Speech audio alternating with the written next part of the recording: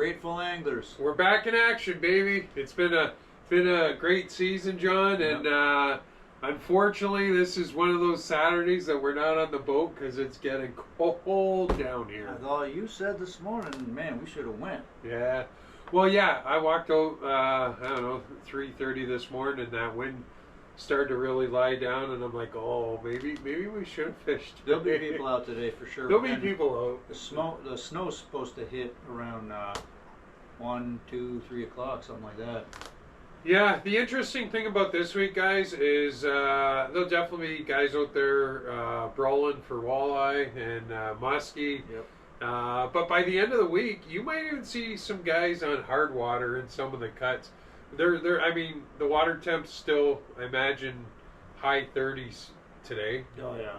You know, but it happens quick, man. When you get down in the teens and below freezing at night, that everything locks up pretty quick, and it doesn't take long after it locks up for people to get on that ice. So but at the same time, we've seen it freeze up and we think it's over, and then all of a sudden mid-December you're back out there. So I got the boat ready. That's what I'm banking on. Yeah, I've been out there with huge chunks of ice, drifting by the boat, and we're catching muskie. So I don't know. I don't like once the big ice chunks are in that river. I stay clear of it till that's gone. The problem is all our ramps are in the cuts. If we had a ramp that was directly on the water, you could go out a little longer in the year, but we got to get through the little cuts to get out to the water, and that's where we're done early, I think. John, just I know, guys, we haven't done a podcast since I want to say February, but that's just how we roll, man. We're busy and we do a lot of fishing in the summer, and then we got a season where we make our podcast. But you got some cool stuff going on here. I'm looking in the store right now, and look at this. Bondy's got his own fishing line. Yeah, Bondy braid. And look at it. It's fluorescent orange, so great for jigging. Yeah, you got dark green and fluorescent orange. And the deal with this line is it's domestically produced. Most of the line, if you do any search for, line manufacturers, it's all overseas. And we've eventually found one here. So it's made right here. And it is awesome stuff. And look, that's your face on the side of there. Hey, look at that. How creepy that is. No, that's great. That's kind of like I don't know. That's cool. It's definitely cool. We got some awesome braid. It's from 10 to 80 pound test. It's 8 strands, and it's different than other braid. It's heated.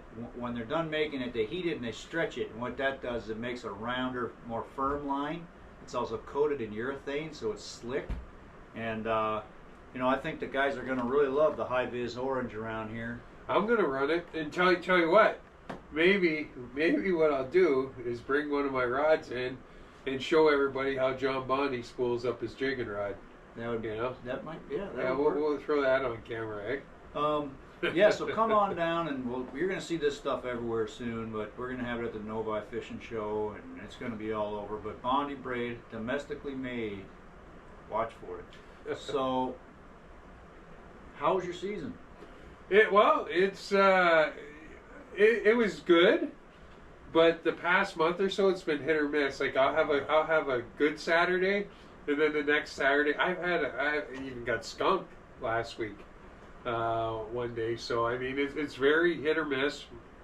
I found the trick this fall is if you get on a pot of fish, stay on them. Don't leave fish to try and find better fish because you might not find them. No, you just change baits, change colors, and find the bigger ones that are in there. Pick out the bigger ones instead of changing locations. Yeah, and really when you're not tournament fishing, you don't need the bigger ones, right? So let me ask you this: did you do anything different this year that's kind of outside the norm? Like we talked about going for catfish, and we talked about trolling shallow for bass.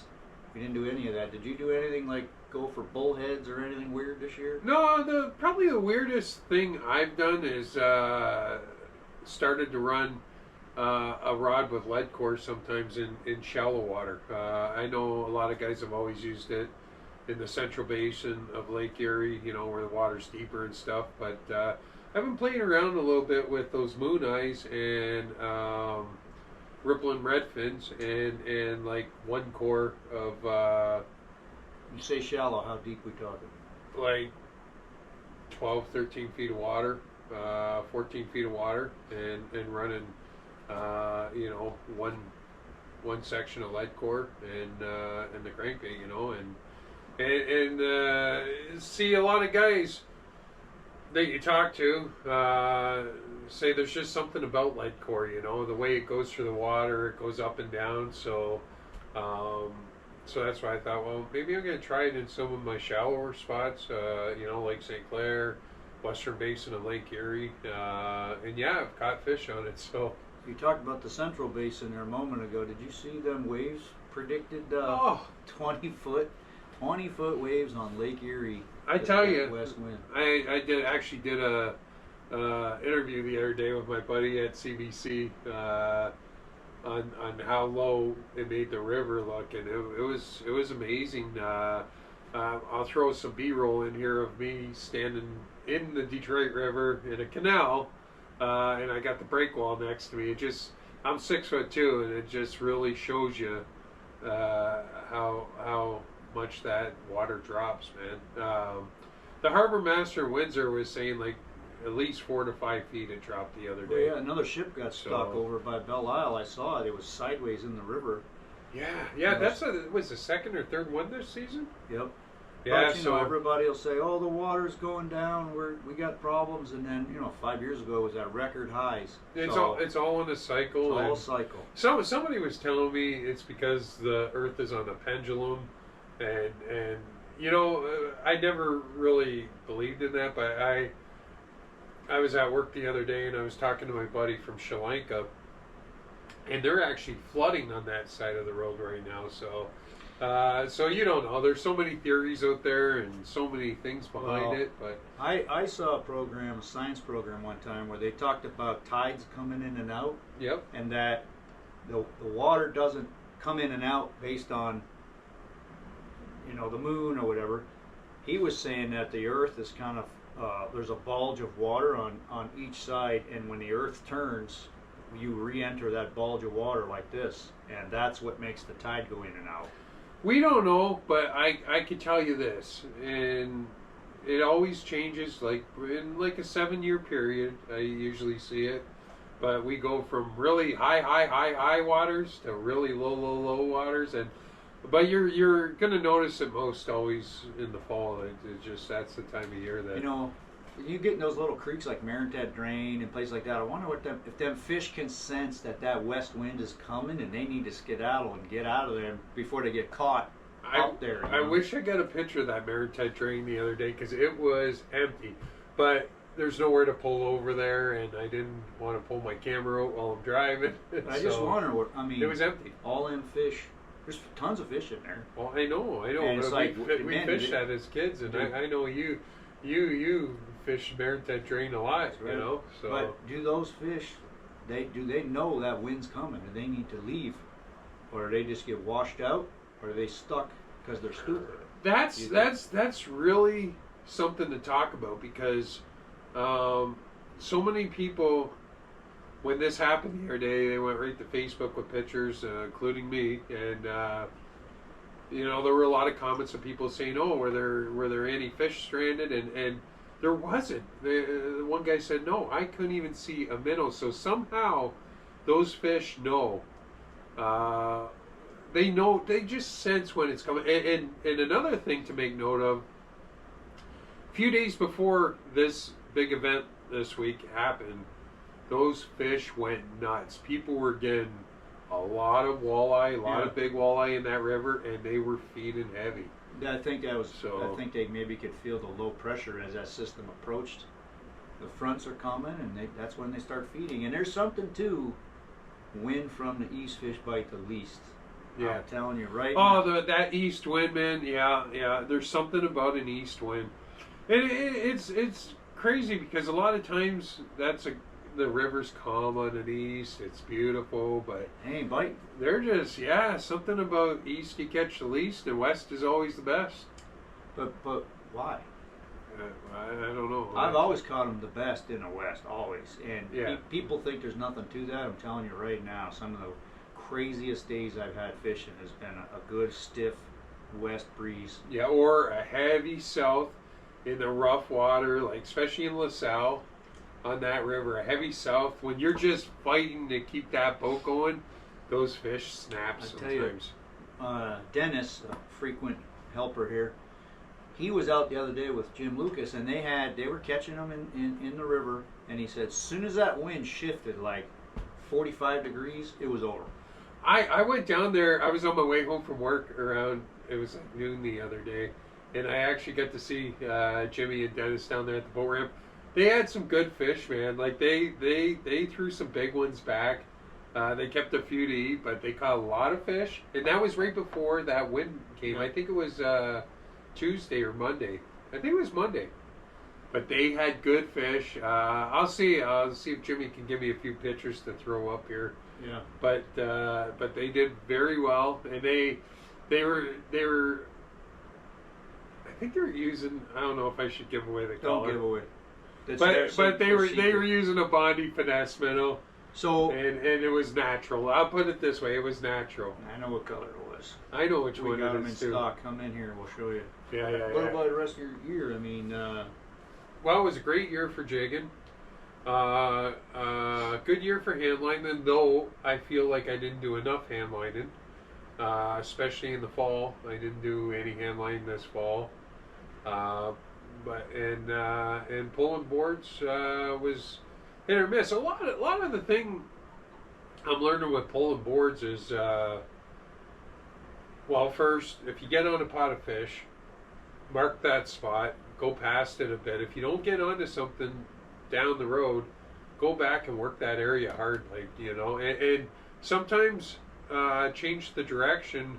I mean, I've always liked to troll with the wind and with the waves, but I've been learning sometimes they want it the other way. You got to try different things and keep it going. So, I mean, that's been like I said, it's been hit or miss this year. And the other trick to pulling boards is to have buddy boats out there that you can talk to, and if somebody's getting on the fish, share the info, because it's going to make you all have a better day.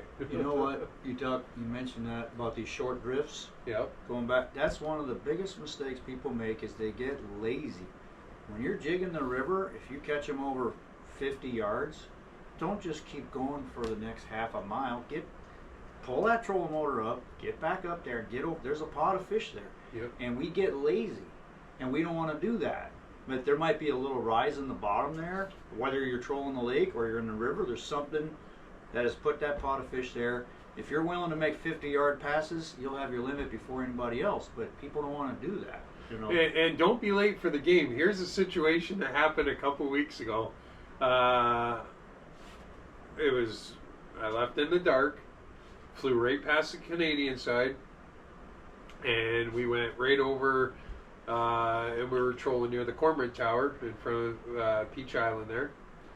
And because my buddy did really well the day before there, and we couldn't buy a fish, and we were getting the floating weeds really bad. Ended up coming back to the Canadian side and found one little spot, plucked a fish. Turned the boat around, plucked another fish. We got 4 fish in 2 passes there. It was like on fire. And we had boards going back that we lost fish. And then all of a sudden it was done. It was done. And a very well-known fisherman, very good troller, I won't mention his name or anything, was in the area. And he caught 24 fish there before we got there.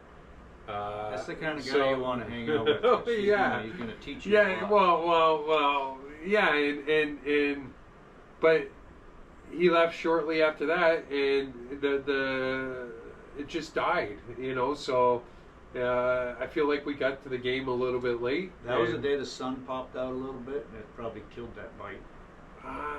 I don't know, man. No, nothing changed other than the bite.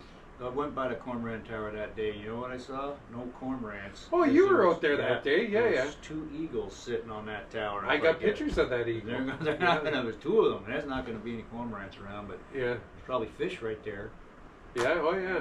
They escaped you, but I'm sure the eagles got. I'll one. see if I can throw a picture of that eagle up here. I got video of that. Hey, enough of me, John.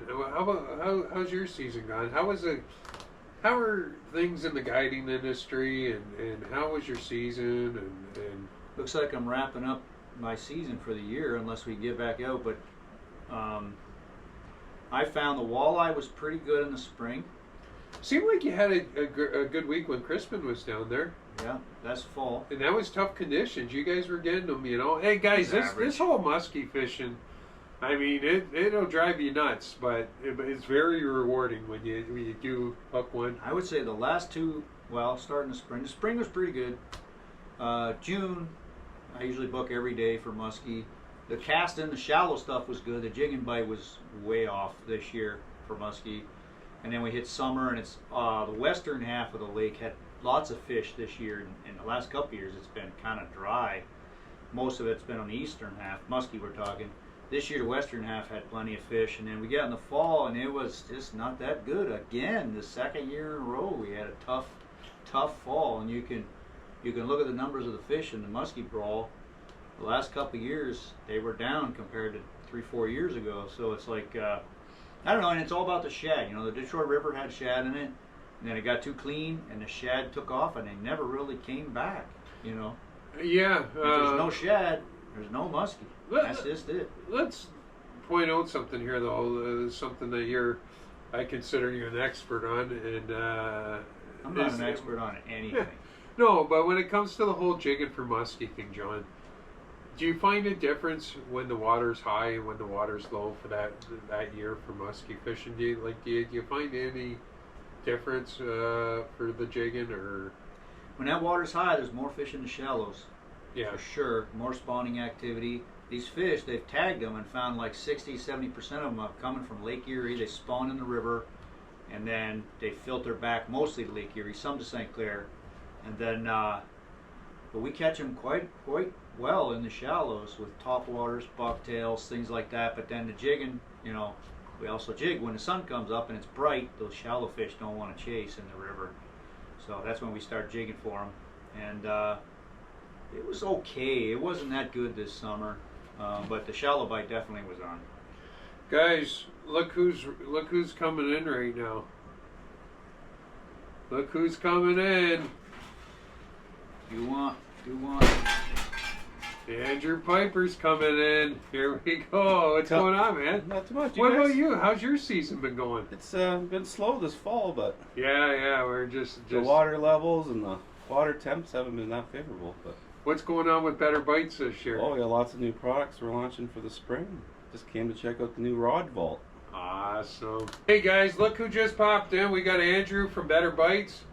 What's going on? Oh, just coming by this morning and check out the new rod vault that Bondy's got here with all these new rods all set up. John took off because you know him, hey, he's got to go. Busy guy. Busy guy. That's all right. You're better looking anyways, eh?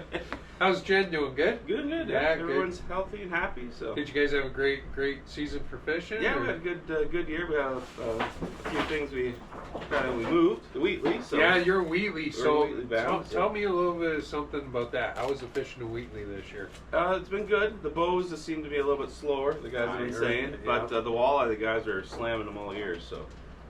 Andrew lives in Wheatley now, so I think next year in the summertime I'm just gonna park my boat right at his house. Sure, and no, Lots of room. There we go.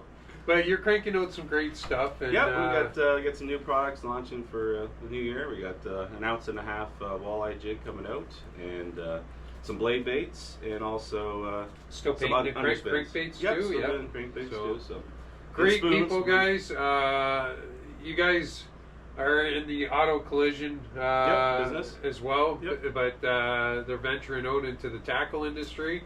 And 2 great people. I've caught a lot of fish on your baits, and especially that one crankbait with the orange belly. Oh man, that thing! Dirty chicken wing. Is that what it's called? Dirty chicken wing. I'll let Andrew do it. Hey, thanks for. How about this? All right, we're gonna have Andrew. Yeah, let's have Andrew take the lead here. Come on, Andrew. Hey, if you're in the area, you're not out fishing today, come on down to Bondy's here. He's fully stocked and everything you need. And remember, Christmas is just around the corner. So come on down, take some pictures, send them to your loved ones, let them know what you want. He's got it here for you.